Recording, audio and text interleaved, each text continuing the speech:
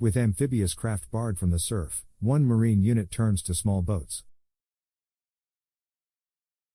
As the 26th Marine Expeditionary Unit gets ready to deploy, it is heading to foreign shores without a key piece of equipment that other MAUs have typically had.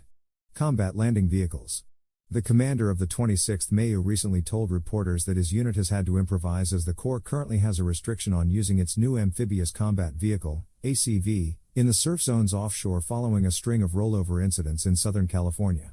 While aboard the amphibious assault ship USS Baton, Colonel Dennis Sampson, the MAU's commander, told a group of reporters last week that his unit has found ways to improvise and in some areas enhance its abilities while deployed, but that it will miss its landing vehicles. Pentagon sends 1,500 active duty troops to border as pandemic immigration restrictions end. We're heavily reliant on our aviation assets to build combat power ashore, Sampson said, describing how his unit is compensating for the lack of the ACV, adding that the unit is now more reliant on landing craft that the Navy provides and operates.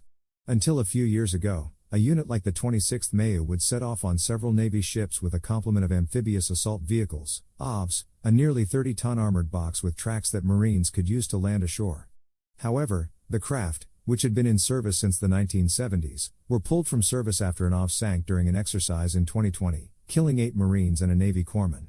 The AV's replacement, the similarly boxy but wheeled ACV, was rushed into service, but the vehicles were pulled out of the water entirely while crews conducted safety training last fall after the rollovers. Now, the ACV can operate everywhere but the surf, and the Corps is launching a new training program to make operations safer. For now, Marines who are deployed at sea are left to find alternatives. We'd like to have ACVs for sure, Sampson told reporters who had been invited to observe 2 days of operations with the Navy and Marine Corps. Given this landscape, Sampson said his unit has pivoted to training Marines from the amphibious assault battalions that normally operate craft like the ACV and teach them to operate the Navy's 11-meter-long small boats. We put them through the Navy coxswains courses, and they are able to drive and operate the ships to a high standard, he explained. That's really our effort to fill a gap based off not having Amtraks or AVs, ACVs, Sampson said. The result, according to the commander, is more flexibility for operations in coastal water, allowing the Marines to run missions like ship boardings and inspections. The arrangement also offers sailors help in sharing the burden of operating and maintaining the boats.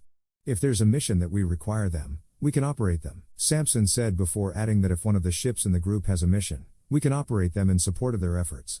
However, the boats carry fewer people than the ACVs, they are far less protected, and they cannot take Marines from the ship all the way to land and back.